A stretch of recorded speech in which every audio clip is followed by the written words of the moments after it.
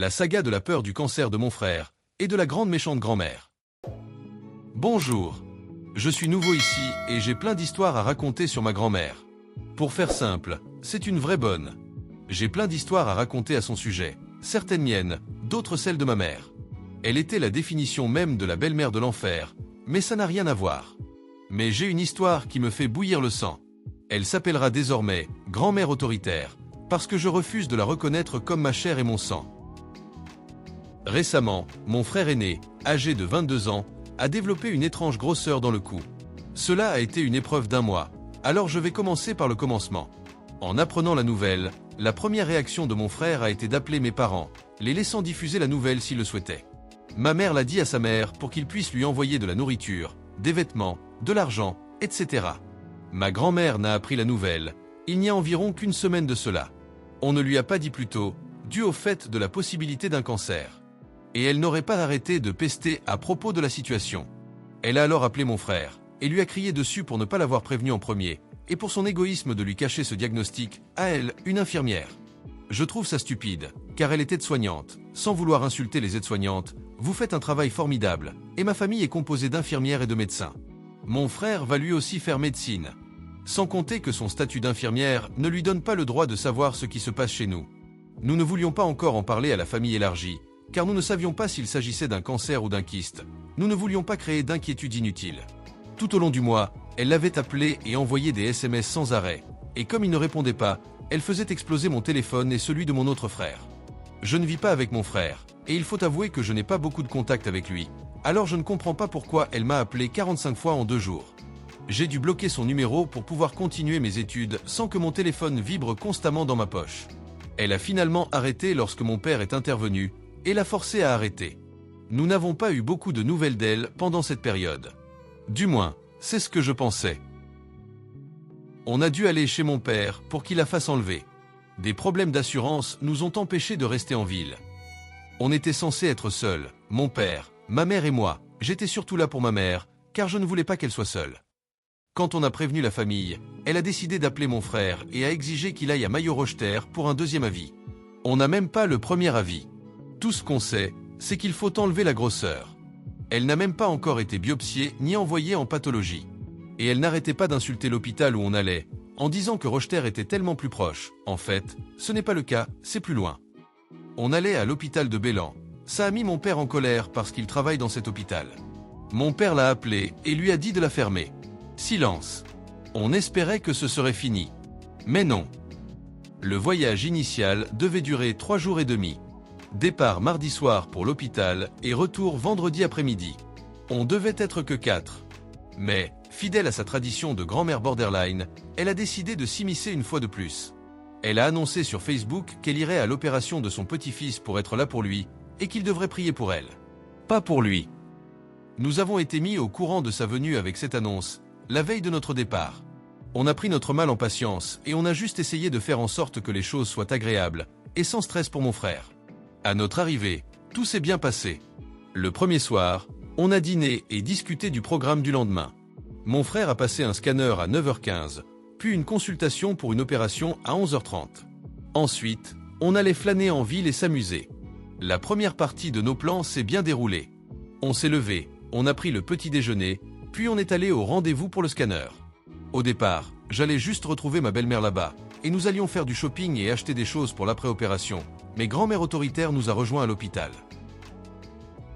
Lors du premier rendez-vous, elle a commencé à exiger de prendre la place de ma mère dans la salle, affirmant qu'elle avait plus de droits dans cette salle parce qu'elle en savait plus que ma mère. Ma mère, la mère de mon frère. Mon frère a refusé avant que ma mère puisse lui répondre, ce qui l'a un peu fait taire. Elle a fait la moue dans un coin pendant que mon frère et mes parents l'accompagnaient à la salle de rendez-vous. Rendez-vous qui a duré environ 1 heure, et ma belle-mère et moi avons commencé à nous préparer pour faire quelques achats, et à décider où aller. Grand-mère autoritaire intervient et nous demande de rester ou de l'inviter. Nous lui avons dit que nous voulions être seuls, car je n'ai pas vu ma belle-mère depuis un moment, et puis la conversation a commencé à mal tourner.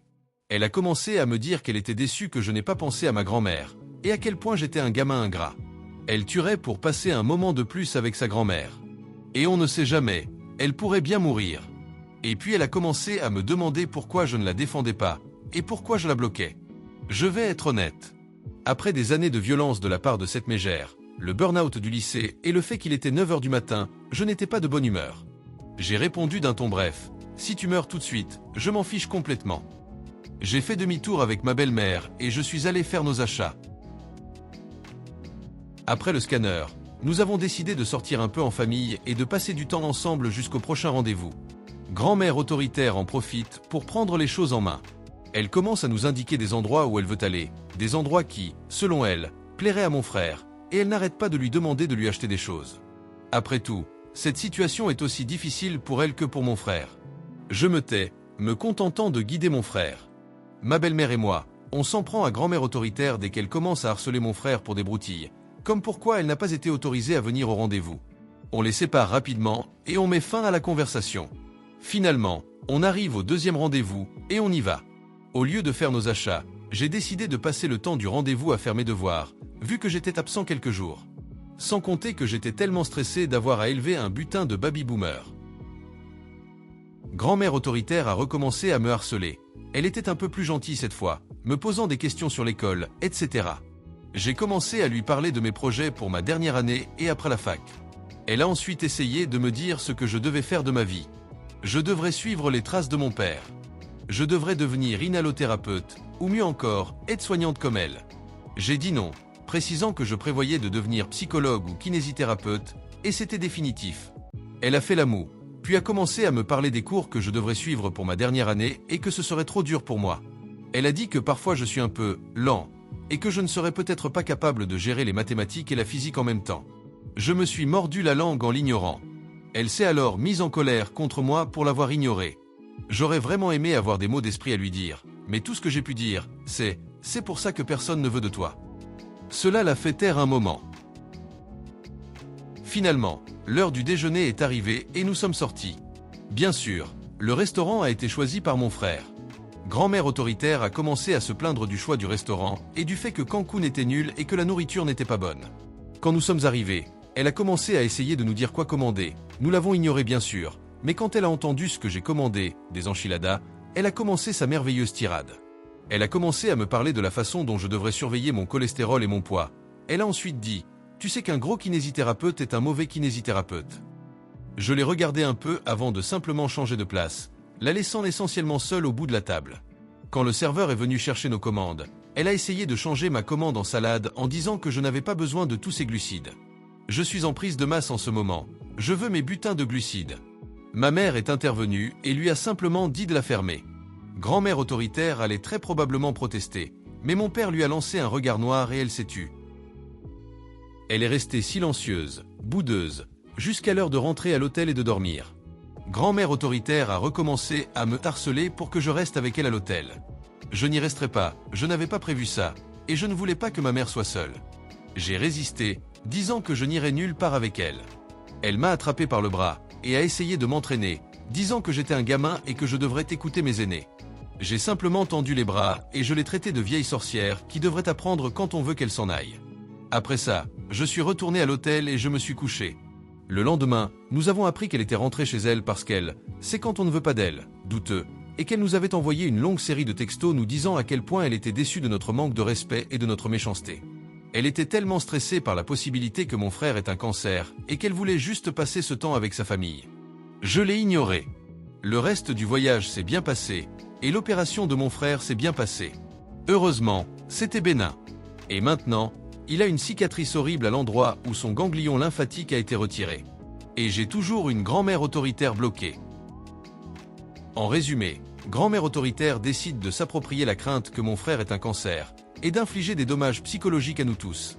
Si vous voulez d'autres histoires de grand-mère autoritaire, n'hésitez pas à me le faire savoir, j'en ai une tonne. Toutes mes excuses pour les éventuelles fautes de mise en forme ou d'orthographe. Écoutons quelques commentaires et réponses de l'auteur avant la fin de la vidéo. J'aimerais être charitable et mettre cela sur le compte de la démence, mais d'après votre histoire, on dirait qu'elle a toujours été comme ça. Quel travail! J'aimerais que ce soit de la démence, parce qu'alors, j'aurais un peu de pitié pour elle, mais elle était comme ça bien avant que mon père ne soit né. Bon sang, il faut avoir pitié de grand-père. Moi aussi. Nous aimons plaisanter en disant que c'est à cause d'elle que tous les membres de sa famille sont alcooliques, parce que c'est vrai. Waouh! C'est une pêche. N'est-ce pas? C'est bien d'entendre des histoires où les gens se défendent et disent les choses qui doivent être dites. C'est bien pour toi de t'être battu pour toi et ta famille. Quand on a affaire à elle depuis aussi longtemps que moi, on s'enhardit et on apprend à ne pas se laisser faire. Merci d'avoir écouté cette story. Faites-le moi savoir dans les commentaires si vous êtes d'accord avec la communauté. Qu'auriez-vous fait dans cette situation? Et pour ceux qui sont restés jusqu'à la fin, je vous en remercie. Si vous aimez ce type de contenu, n'hésitez pas à mettre un pouce j'aime à la vidéo et à vous abonner si vous ne l'avez pas déjà fait. Prenez soin de vous et de vos proches. À très bientôt.